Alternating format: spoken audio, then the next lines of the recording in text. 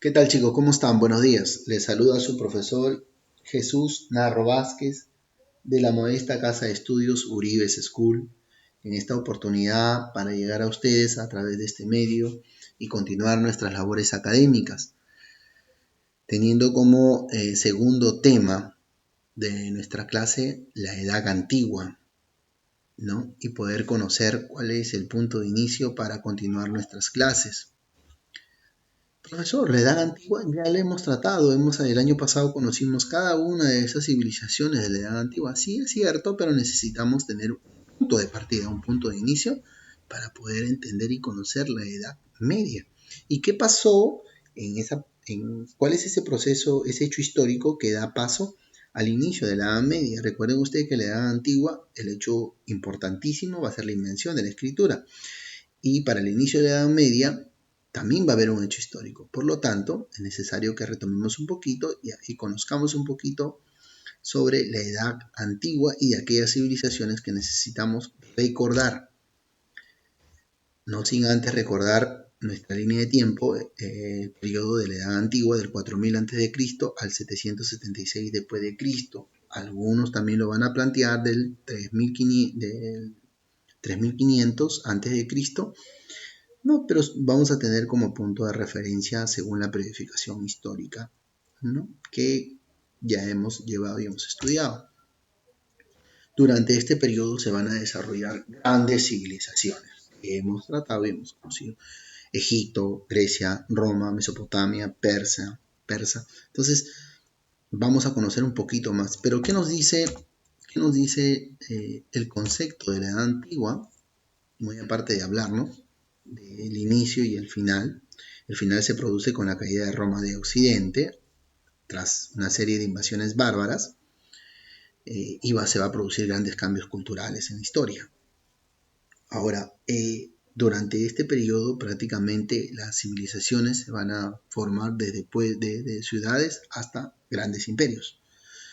Y así vamos a ir conociendo la organización de cada una de estas sociedades que se van a formar.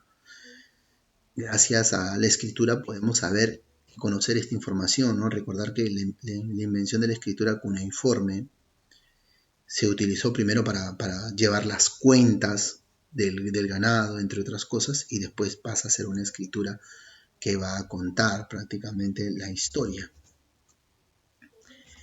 Entonces estas civilizaciones van a surgir durante este periodo de la historia, compartieron varias áreas, van a coexistir en el mismo tiempo, ¿no?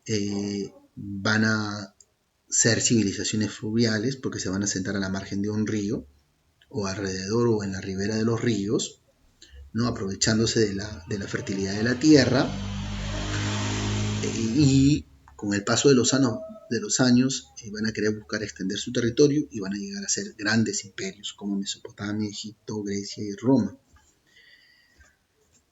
Es necesario analizar cada uno de ellos a grandes rasgos y conociendo un poquito de sus aportes a la humanidad. La primera va a ser Mesopotamia. Los griegos la llamaban así, Mesopotamia, ¿no? Y decían que significaba país entre ríos, ¿no? País entre ríos, lógico. Mesopotamia, esta civilización o caldeo asirio se desarrolló entre dos ríos, ¿no? El río Tigris y el río Éufrates. Ambos desembocan en el Golfo Pérsico. Esta civilización albergó momentos históricos del primer imperio babilónico y el segundo imperio babilónico, y vamos a tener como aportes, ¿no? Importantísimo la escritura cuneiforme, la rueda, ¿no? El ladrillo de arcilla, la polea fija con cuerda, los códigos, el código de Hammurabi, ¿no? Un código para mantener el orden en las ciudades, las primeras normas sociales de la historia, como se dice, el arado, prácticamente el arado. La siguiente civilización importante que necesitamos recordar va a ser Egipto. Egipto, al igual que Mesopotamia, se va a desarrollar a la margen de un río. ¿Cuál va a ser ese río que va a quedar en África, no en Asia como Mesopotamia? Va a ser el río Nilo. El río Nilo En algunas estaciones, por el mes de septiembre, este río va a aumentar su caudal. Al aumentar su caudal, este río que desemboca en el mar Mediterráneo, va a bañar las costas de este río, por así decirlo, ¿no? En sus riberas va a bañarlo de un fertilizante que va a contribuir con la agricultura y que va a ser la base de la economía de esta civilización y más adelante también. Dentro de ello se va a desarrollar el Alto Egipto. Profesor, el Alto Egipto está abajo y el Bajo Egipto arriba. ¿Cómo es eso, profesor? Recuerden ustedes que el caudal del río desemboca en el mar Mediterráneo. Eso quiere decir que si lo giramos, quiere decir que estamos bien el Alto Egipto y el Bajo Egipto, porque el agua desemboca, cae hacia el mar Mediterráneo. Entonces la civilización egipcia prácticamente va a dar grandes aportes, ¿no? Como la matemática, los primeros códigos morales, una concepción religiosa, ¿no? De que los dioses crearon todo, ¿no? Entonces, aportes importantísimos que se han ido prevaleciendo hasta la actualidad, ¿no? Los jeroglíficos, un calendario también. Entonces, la siguiente civilización que vamos a tener que recordar a grandes rasgos va a ser la civilización griega, ¿no? O helénica, ¿no? Recuerden ustedes que en el principio de formación de esta civilización, Eleade va a ser un territorio donde el cual se va a ir formando. Helénica o griega es el nombre que se le da, ambas son aceptados ambos nombres de esta civilización. Una civilización muy importante, ¿no? Esta se va prácticamente a desarrollar en toda la península de Anatolia, en la actual Turquía, ¿no? En ciudades-estado, ¿no? Como Atenas, Esparta. Y se va a aprovechar pues de esta península y de todas las islas que pertenecen al mar Egeo, ¿no? Del cual vamos a tener las historias como la Ilíada, Odiseo, ¿no? El territorio de Ítaca por este lado de acá. Y vamos a conocer de mucho más de esta civilización, ya que es una de las civilizaciones que dio grandes aportes a la humanidad. Prácticamente esta Grecia clásica va a ser la base de lo artístico, de lo arquitectónico, que más adelante vamos a tratar cuando lleguemos también a la edad moderna, ¿no? Entonces, la arquitectura va a ser uno de sus mayores legados, la construcción de sus templos, ¿no? Tenemos el Partenón, uno de los templos importantísimos que está en Atenas. El teatro también es una de las más importantes herencias culturales de los griegos, ¿no? Fue creado para celebrar a Dionisio, el dios Dionisio, el dios del vino. Baco es el dios del vino, perdón. Para celebrar al dios Dionisio. La filosofía y desarrollo del pensamiento en la antigua Grecia se ha transformado en una importante herencia, prácticamente creando las bases de un pensamiento lógico racional, los primeros filósofos. Los griegos también van a asentar la democracia, ¿no? Como un sistema político que en la actualidad lo utilizamos, ¿no?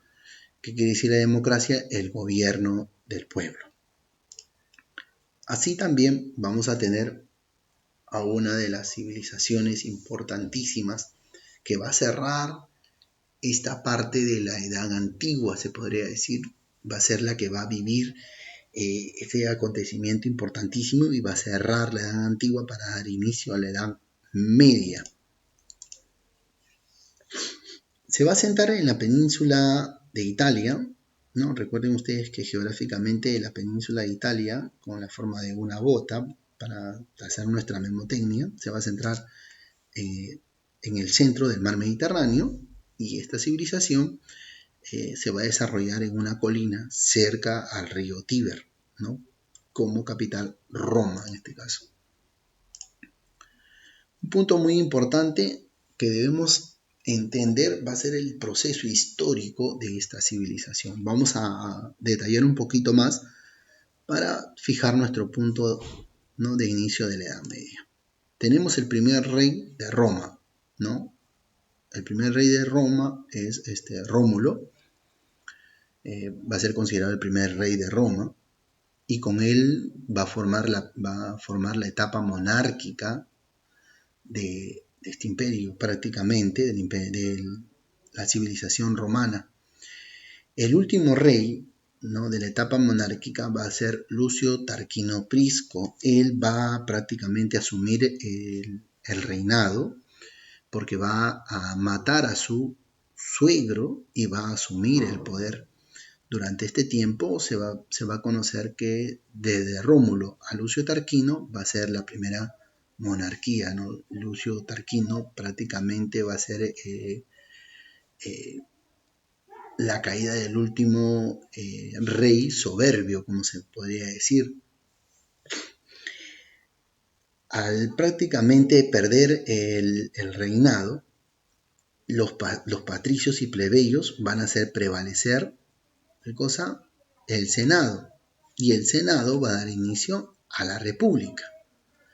Los patricios, su propio nombre nos va a dar a conocer de que van a venir, son los hijos de los padres fundadores de Roma, y los plebeyos son una clase más abajo.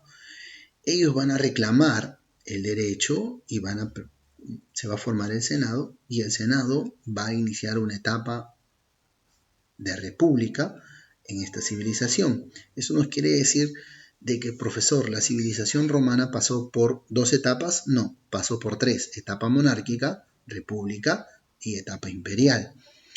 El último rey de la etapa imperial del Imperio Romano va a ser el general Cayo Octavio Turino.